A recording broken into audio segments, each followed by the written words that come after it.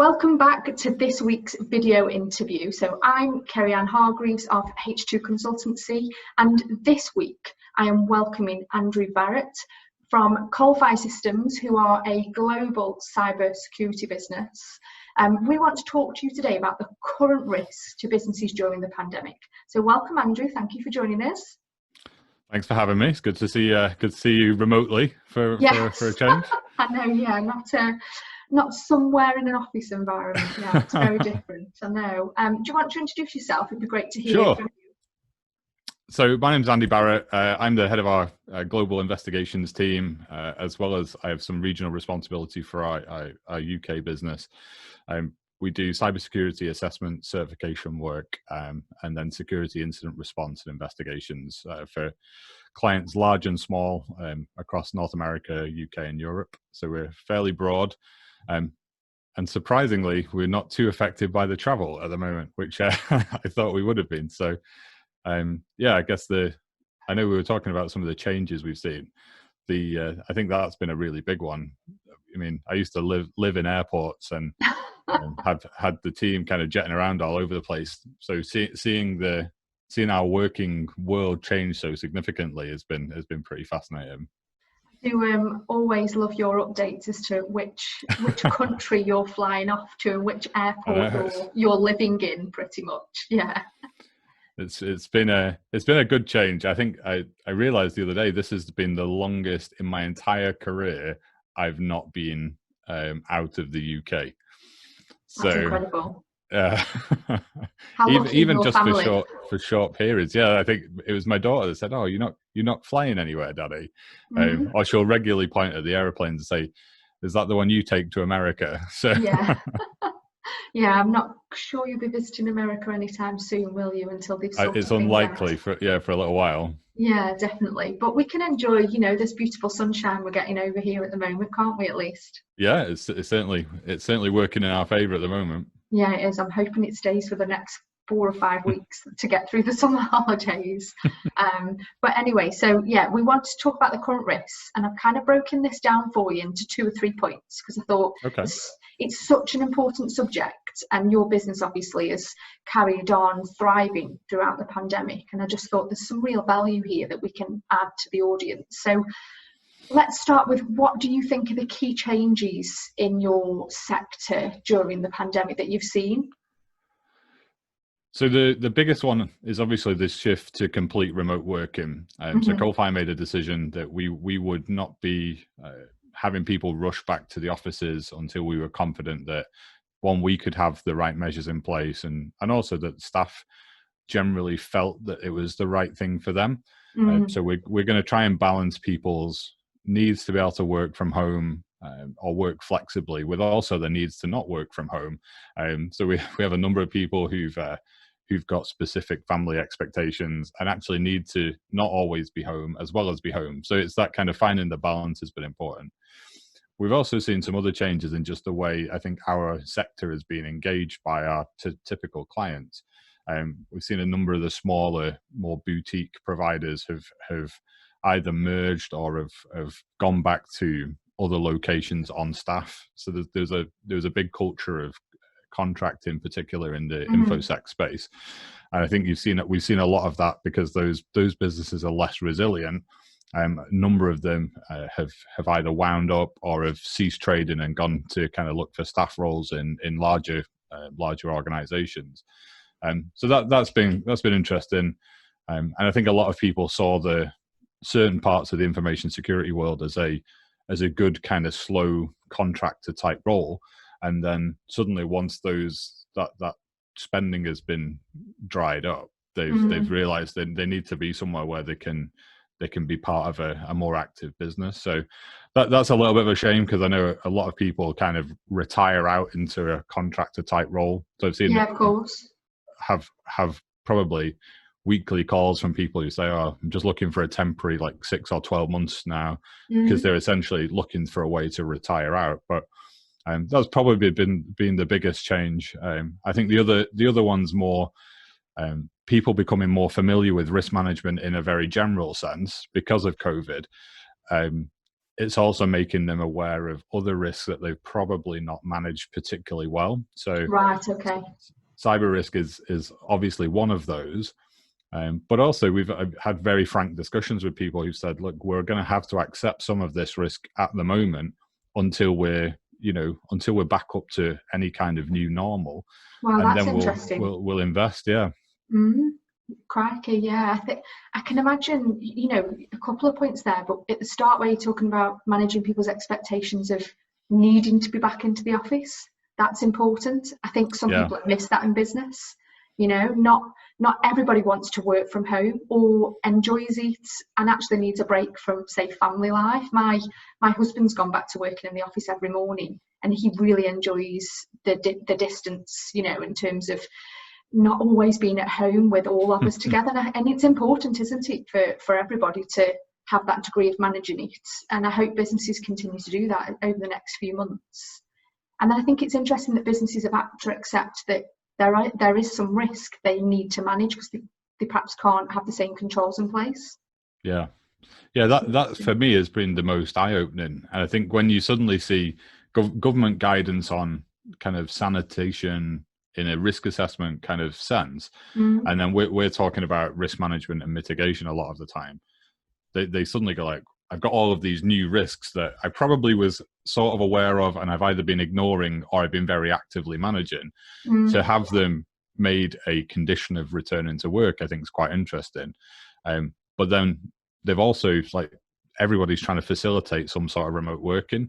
I know we've had 2 or 3 incident response cases recently where people have had their third-party meeting systems compromised.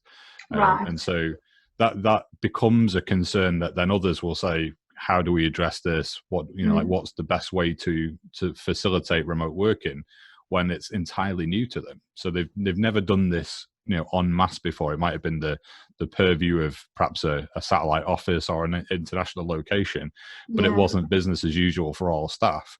Suddenly, everyone's dialing in. I'm sure we've all seen the videos on YouTube of the husband, wife, partner walking around in the background with various degrees of clothing on. And those are relatively minor. I mean, we've done some casework where Zoom sessions and GoToMeetings have been incorrectly set up, and they've just had other people sat in watching what's going on. Really? And it's been really difficult to work out whether that was with malicious intent or whether it's just kind of almost a curious bystander in some cases. But it's like having that conversation with your friends in the office, and it's like the guy in the pub's listening in, like, what are they talking about? So that's a really good analogy. I've not thought of it like that. Thankfully, I set these up to be a private setting because I'm now thinking about someone sat there listening to our conversation. There you go. Yeah. I'll make sure I double check everything that I do. I didn't think about that. So if we move on then in terms of, like, say, businesses ensuring that they have, they kind of reduce that risk of fraudulent activity, what can they do? Is there a couple of points that you could share with people to prevent that behaviour? There's definitely two or three things I'd recommend. So the first one has been in the news relatively recently, and it's directly aligned with the government return to business loans. It's really, really scary, but already there are fraudsters spun up trying to take advantage of those. There's a car dealership up in Scotland that sells really high value cars that the guy, I think it was the MD or the sales director, did a little video blog. And what looks like's happened is the moment that fund was released, a handful of scammers have targeted it and then tried to get people to sell them goods while simultaneously taking out a loan in the person's name to pay for it. And so if you think if that's already taking place, and that requires relatively unsophisticated technology expertise, if an organized crime group that we typically see doing the payment card compromises, if they take advantage of this as well, you could even find that someone compromises your computer, fills in all the forms, has stolen all the information, and just redirects the payment to their own bank account. And before you know it, you get an invoice from Her Majesty's government for your return to business loan, and your only viable option in some cases is to potentially wind up the business and start again. Scary thought, isn't it? Which is really scary. So that's the big one, particularly because it's so current at the moment. is still new. So rather than kind of point the finger of blame at anyone in particular, I'd say just be aware that your information is probably more easily accessible than you realize. And so it's probably quite easy for someone to do that in your name. And then the other one is really a ticking time bomb, in my opinion, is the website compromise. So anyone who transacts online will probably have some degree of security. And if not, they mostly will have a relationship with their payment processors to alert them to kind of fraudulent transactions or fraudulent activity. Yeah. One of the big challenges in this space is it requires volume. So the banks that do all the payment processing have a system that aggregates common points of purchase. And what that does is it tends to give an indicator if a location is being used for fraud. So if your website's been compromised, the fraudsters typically steal the data, sell it to somebody, and then a few months or even in some cases a few weeks later, it's used fraudulently. That can then be kind of triaged back to you. So the issue you've got is if you're not currently suffering fraud, it sounds great. You go, great, we're not suffering fraud. We have enough suspicions from some of the cases we've worked recently that criminal groups are essentially pre-compromising a lot of small business websites, waiting for them to return to normal. Wow. So they've almost got like a pipeline ready for criminality the moment that those businesses return to normal. And so, like, we were even asked by one of the big banks we work with if we could accommodate a large uptick in investigations in the latter part of the year because they're already anticipating it. So that's a real worry. And I would say to anybody who has any kind of e-commerce infrastructure, just be a little bit more proactive. Make sure you're engaging in any routine security checks. Get them done. Even with your own staff, just make sure they've got their eyes are on the logs and that they're monitoring what's going on. Because whilst it looks quiet, it's very easy to miss sort of spurious activity. Crikey. The thought of a ticking time bomb, the thought of people sat there now creating a pipeline of such devastating activity on someone's businesses. Crikey, that's a very scary prospect, isn't it, for businesses to? It really is, and I mean, we even got pulled into the media on a case we're working on because there was an intelligence-based disclosure. So a big investigation we're working on that's primarily in North America. A cyber intelligence firm found a lot of the data for sale on a dark web location.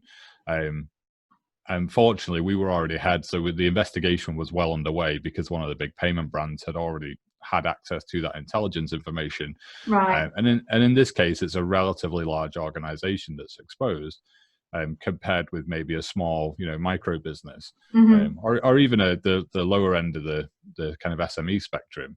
There's all those kind of businesses it could be catastrophic for if they don't get it right. So yeah, of course. I just say, make sure you're keeping on top of your e-commerce infrastructure and your developers, and that what changes are being made, because it's those little things that suddenly you've just seen your shopping cart's been updated and you perhaps not realized that the classic ones are the passwords are not changed or vulnerabilities are not configured out correctly, and then someone else has scanned it, has got access, and has placed some malware on the payment pages, and before you know it, you're getting an alert from your payment processor towards the end of the year saying we've had a lot of compromise that's come from you.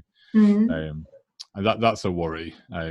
And hopefully it's something that if people can take some measures earlier on, they'll negate the fraud. Yeah, of course. Which is generally the biggest cost in that process. Is the merchant who gets compromised is usually liable for the fraud. Wow, crikey, some good tips there. Hopefully people are listening and put some additional measures in place. So as obviously, crikey, it's been a number of months now that we've been going through this pandemic, but what has your business done differently to try and support some organisations that have perhaps found this quite a challenging time? So it's been really varied. So we've had it from businesses right the way across our client base. So some of our largest businesses, their buyers have come to us and just said, look, we're seeing a drop off in our payments, or we've got a slow cash flow cycle, and they've just asked for a change in terms. So we've done things where we've tried to extend terms in a way that makes sense for them and also for us, so we balance our position as well. And then we also we agreed to do some investigation work on a pro bono or a semi pro bono basis, depending on the entity that was affected. Wow, that's incredible. So, yeah, a few people have said that, and we just felt it was the right thing to do. We've not advertised it openly. 2 or 3 of the big payment banks that we've worked with are aware that we've offered to do it. And some of them said they're not even going to put it forward unless they're completely sure that the business can't afford it. So we've had some discussions where it's usually in sectors that have been essentially told they're not able to go back to work. And we've taken a view on some basic metrics from them. How big are they? Do they have any insurance cover? And like, what's the revenue shortfall being like for them? And really, would a big cyber investigation potentially put them out of business? So we then took a view that we can accommodate a degree of work where we're able to use those as test cases for, in some cases, some new technology we've deployed. So we've invested in a lot of new forensic technology that allows us to do the evidence acquisition remotely. And we've said to people, like, if we do this for you essentially at no cost or at very, very heavily reduced cost, the reason is this: it's not always entirely altruistic. We've got some new things we're going to pilot, and we wouldn't want to bill you for that anyway. And it's been really well appreciated. I think we've had a couple of cases where we've either done like a 50% plus discount, or we've done the work completely pro bono. And in most cases, I think the recipients have been really, really, really appreciative. Like, they've come back and just gone, there's no way we'd have been able to do this. And what it meant was that they could progress away from that panic situation where they suddenly see what could be a fairly significant cost and they didn't perhaps have insurance cover for, to, okay, I can now see the light at the end of the tunnel. And we did it completely strings free. There's no expectation that there's follow-up work or they contract with us for anything. So we just wanted to try and do something in the community that we felt would be valuable, and in keeping with our kind of support our local communities values. So it's been an interesting experience doing a couple, but I think it's been valuable. Been valuable for us as well to see that just the impact across the board has been fairly dramatic for some people. I think that's amazing that you've been able to do that as a business. I definitely have heard of other companies where they've been able to do something for free to support a business, to pull them out of a particularly difficult situation. And I think it's about being human, isn't it? Some businesses sadly have experienced devastating loss, and if you can perhaps reduce a small amount of stress for that business owner, I think that's incredible. That Coalfire have done that. It's testament to your business that you're able to offer that and not expect anything in return. That's amazing. Yeah, and I think it's one of our core leadership principles. So our CEO, Tom McAndrew, is very, very, very big into making sure everybody kind of lives up to the principles that we kind of operate around. And one of them is being present and supporting the communities that we kind of live and work in. But also it's trying to do the right thing for the customer at the right time. And I think that was really where we came from. We looked at some of these situations and just said, like, we're in a position where we're probably going to come through the other side reasonably unscathed. And it's not going to be the best year ever for anybody, unless you sell hand sanitizer, I suspect. But what we can do is have a degree of kind of corporate humility and say, look, we've provided resources and we've done what's within our capabilities to remove that stress. And particularly when you look at, if someone's just had a security breach, one of the things I'm really personally involved in is trying to make sure that they don't feel like they're suddenly going to have ambulance chasers everywhere. In these situations, people are suffering a criminal attack. And so we've got to try and show that we can help them through that challenging time, give them enough empathy that they know, we're human as well, and we know that this could well have some negative business outcomes for them. And also understand that some of that comes from us. Some of the costs associated with doing these are not trivial. And so it was a decision we made just to try and remove some of that stress at an already very stressful time. Particularly when we can see there's probably going to be a lot of work in the next 3 to 4 months for people who get affected now whilst the criminals are actively operating. So yeah, we're trying to do what we can with the resources we have at our availability, really. and I think it's amazing, we are obviously not on the same scale by any means, but we've taken a similar approach here, at H2, where we're doing as much as we possibly can to help people that have, of businesses that have made redundant, and consult them on a process, and candidates looking for work. I think we all need to do just a little bit, don't we, that helps the community around us. And I love that sense of community, whether you're in a large business like yours that's global and has a global reach, or a UK business like mine. If we all do a little bit, hopefully it will help in terms of maybe a small part of the recovery. I hope so, and I hope there's a little bit where people will generally remember those who stood up at a time when it's difficult and not withdrawn back to themselves, or have not been so kind of focused on their own survival that they forget that this is going to be really challenging for everybody. I think there's a culture there where I think if everybody kind of gets their heads around what they have to do together, everybody will come through this probably stronger. But if those of us who are less affected don't do over and above, it's really hard to stand up and be counted. And we've done a few things internally, even little things like we incentivize people to go and eat lunch out, or go and have a meal with their family. Again, Tom, our CEO, it was really clear from his perspective that from our customers in the travel and hospitality space that they were really, really hurting. So he just essentially sent a company-wide instruction at Coalfire's expense. He said, we'll pay for everybody to take their family out for a meal at a restaurant that's within your locality. He said, we're seeing a huge drop-off in our internal travel costs. So let's go and spend some money in our communities. And he said there'll be no strings attached. Just go and have a dinner with family, and Coalfire will pick up the tab. And again, it was really, really well received, both internally and externally. I mentioned it to the place we took our family to, and they're like, "Wow, that's amazing!" It is like he sounds like an incredible leader.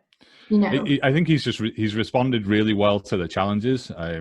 He's Tom's very kind of measured, and I think he can look beyond the kind of the shortfalls that I think a lot of people will see, and it's like, what do we do as a kind of a good corporate citizen right now? And then he encourages the rest of us to step up and lead the same way. And I think that's one of the things that tends to keep people at Coalfire as well, is that that culture is more than just let's keep pushing for the next client, the next deal, the usual kind of business metrics. Yeah, of course. There's a genuine feeling that the cultural aspects of the firm are something people want to be part of. It's about making a difference, isn't it? And I think if you've got a culture within your business where even in a pandemic that's been devastating for so many people and business, if you're making just a small amount of difference, you're going to have your loyalty is just going to get through the roof, isn't it? And in terms of other people see. And I think that loyalty is always a difficult one, because it can often be spun as is this a PR thing? Is it something we've done? I think the thing that would really measures it for me is that we didn't make a song and dance about it. There's no grand gesture on the website. Look at what we're doing. It's all done quietly behind the scenes. Tom had said to us, just, this is what I think we should do. This is the right thing. We're seeing some savings in other areas, so we can afford to do this. So let's just do it. I think it's amazing. And the fact that I didn't even know before we spoke today about the pro bono work shows that you're not advertising it. That some businesses would literally have that plastered everywhere in terms of, look what we've done, whereas actually you've quietly gone about your business, you've supported others that have struggled, and granted, that there is still business there to be made and money from, but you've taken each business that you work with on an individual basis. I think your business, Tom, should be commended for that massively. I think so. I think in some ways we almost didn't want to be. It was just it was decisions that were made to to do the right thing. I think that's the thing that we've really seen from a leadership perspective internally. Focus on doing the right thing at the right time is a big part of the way we train our new leaders as well. So it starts with the top, and I think if Tom had not come out and he'd not instructed this kind of thing to happen, then I think he'd have been the first to say, well, it's not really in keeping with the values we expect from others. And it came straight from the top. You know, we've had probably more communications from our executive team globally in the last 3 months than we would have done traditionally. And so that's now become something that I think people have responded to, and that we've increased the cadence on. So there's definitely things that have been positive to come out of this. And I think as long as we see hopefully a return to normal business, with a little bit of luck, everybody will slowly start to see a recovery, and then it'll just depend on which sectors are most affected and whether they've been instructed by the government to return to work or not. It will be the difference, I think, in a lot of cases. Yeah, of course. I think that's a perfect place to end it on a really positive note. So I'm so thankful for your time today, because it's so interesting. And I'm hoping that many people are going to be able to take something away from this. A couple of your tips that you've shared, not all your trade secrets, but just a couple, which I think is just helpful. A few. Yeah, just a few. And hopefully we don't see any huge disasters coming any of our ways. But so thank you very much for your time. My pleasure. I will